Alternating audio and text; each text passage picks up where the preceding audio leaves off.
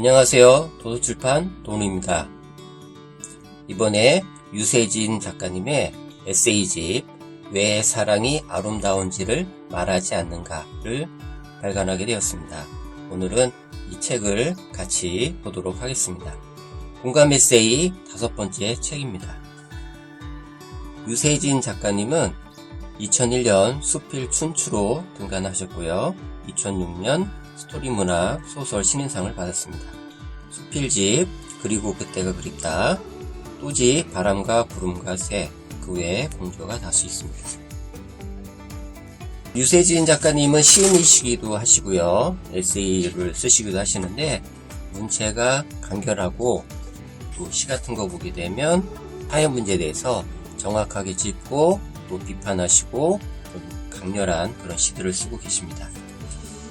총 6부로 구성이 되어 있는데요. 1부 살아가는 소리들, 2부 새가 되기 위해, 3부 삶의 여운, 4부 어떤 시점에서, 5부 별을 해는 마음, 6부 새싹이 자라듯, 이렇게 6파트로 나뉘어 있습니다. 그래서 그 중에서 한 글 읽어보도록 하겠습니다. 물질보다는 가슴이 따뜻한 세상이면 좋겠다. 현대 문명은 사람들을 신세계의 요지경 속으로 데려다 놓는다. 발전하는 과학, 디지털과 AI 세상, 그 모두는 신기하고 신비롭다. 그 모두는 날로 더 발전할 것이다. 새로운 것에 대한 사람들의 호기심은 가진 자들의 텃세를 부추기고 그 못 미치는 발자국을 따라가기 위해 사람들은 발버둥을 친다. 코로나19라는 감염병은 어디서부터 시작됐을까? 그 뿌리를 따라가다 보면 그건 인간의 과한 탐욕에서 시작되지 않았을까? 먹는 것, 입는 것, 사는 집 모두를 어디쯤인가에서 만족하지 못하고 더 좋은 것을 찾으면서 그냥 두어야 할 것들을 마구 들쑤시고 건드리지 말아야 할 것들을 건드렸기 때문이 아닐까. 자연이 우리에게 보낸 경고인지 모른다. 그만하면 됐으니 이제 옆을 좀 돌아보라고. 조금만 더디게 가라고. 언젠간 뉴스에 한 어머니의 자살이 식구 중에 누군가가 갚아야 할 카드 대금 때문이라고 했다. 참으로 어처구니 없는 일이다. 옛날에 외상이면 소도 잡아먹는다는 말이 있다. 그건 자기 자신의 돈이 남의 손으로 넘어가는 현상이 눈에 보이지 않기 때문이 아닐까. 누구라도 자신이 힘들게 번 돈을 그렇게 쉽게 쓸 수는 없다. 그 돈이 자신의 손에 들어오기까지의 노고를 생각하면 차마 그럴 수 없는 것이다. 카드, 조그만 직사각형의 플라스틱 칩, 그 하나면 경제생활에 안 되는 것이 없다. 매우 편리하고 요긴하다. 과학의 힘이다. 하지만 때로 현실 감각을 잊게 한다. 껍데기를 허용으로 감싸고 무감각하게 만든다. 은행 통장에 화수분처럼 돈이 수북히 쌓여 있다면 모를까. 잔금이 달랑거리는 것은 진채 마구 긁다 보면 저 같은 일이 나에게 생기지 않으리라 장담할 수 없기 때문이다. 우선 현금이 눈앞에서 빠져나가지 않으니 내가 쓴 돈의 무게를 짐작도 못한다. 어쨌거나 인간은 사고하는 동물이다. 하여 꿈을 가지고 산다. 그 꿈으로 하여 우리는 앞으로 나아간다. 과학의 발전이 인간에게 필요하기라면 그 발전하는 문명을 누리고 사는 사람은 그의 노예가 되는 것은 아닐까. 편리함이란 인간의 추구는 기존의 가치를 말살해가는 잣대인지 모른다. 어제보다 더 편리하고 새로운 것에 대한 도전으로 지구 전체가 그 절정에 달해 있다. 그 속에는 우리에게 절실한 것도 있지만 더는 무용주밀인 것도 많지 않을까. 예컨대 사람을 죽일 수 있는 무기 같은 것. 전쟁은 몇몇 사람들의 탐욕이고 영웅주의다.